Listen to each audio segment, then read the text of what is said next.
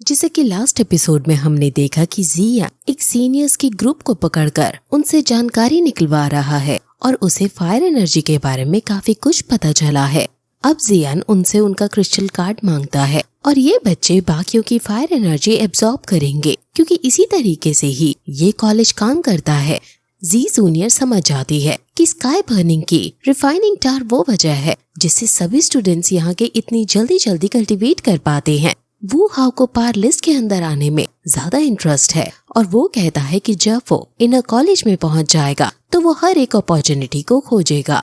जियान भी कहता है कि अब हमें पता चल गया है कि फायर एनर्जी इनर कॉलेज के अंदर कितनी जरूरी है, तो अब हमें इसे और इकट्ठा करना है और अब हमारा गोल सिर्फ जंगल को पार करना ही नहीं, हमें फायर एनर्जी भी ज्यादा से ज्यादा कलेक्ट करनी है।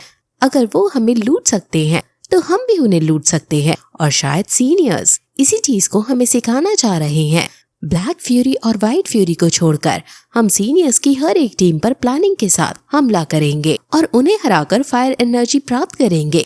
सभी जियान की बात से एग्री हो जाते हैं और अब शिकार खुद शिकारी बन गया है। अब जियान को चलते चलते एक सीनियर का ग्रुप दिखता है और तुरंत वो ग्रुप्स आपस में लड़ने लगते हैं। जियान का ग्रुप काफी शक्तिशाली है और वो सीनियर्स के साथ अपनी सभी स्किल्स का यूज करते हुए लड़ रहे हैं। सीनियर्स भी कोई ऐसे वैसे लोग नहीं हैं, ये इनर कॉलेज के स्टूडेंट्स हैं, यानी काफी टैलेंटेड, इसलिए इनका युद्ध आइकॉनिक लेवल का दिखाई दे रहा है। अब जियान वगैरह एक और टीम को फाइनली हरा देते हैं और उनसे उनका क्रिस्टल लेकर फायर एनर्जी एब्जॉर्ब करने लगते हैं। एल्डर्स की जियान और बाकी टीम पर नजर थी और वो ये सब देखकर काफी खुश थे कि आखिर जियान को इस टूर्नामेंट का असली मतलब अब समझ आ ही गया है।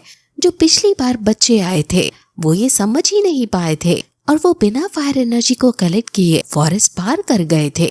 एल्डर्स की ये सब बात एल्डर्स के पास बैठा एक आदमी जो काफी मिस्टीरियस लग रहा है वो सुन रहा था और उसे पता चल गया था कि जियान नाम का लड़का कोई है।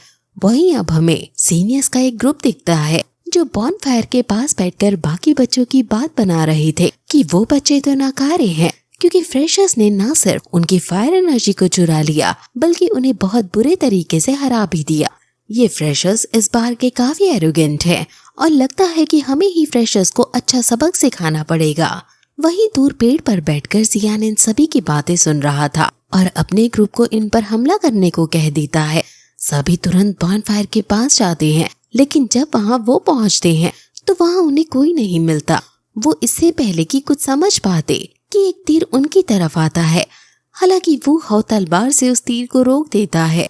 जियान समझ जाता है कि उन्हें पहले ही हमारे आने की खबर हो गई है।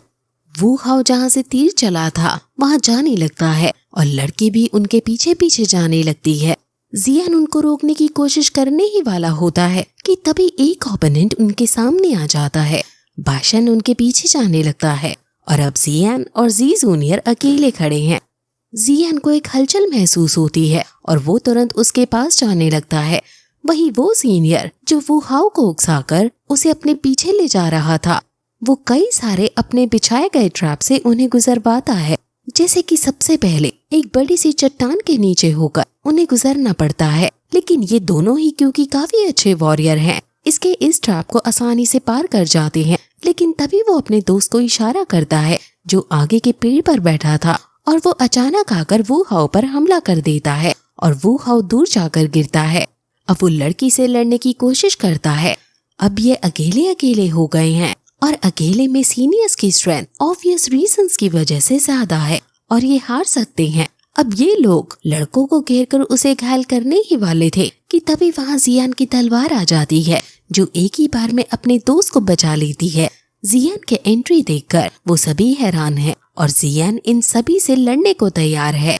और फिर अब इसके बाद ये एपिसोड यहीं खत्म हो जाता है।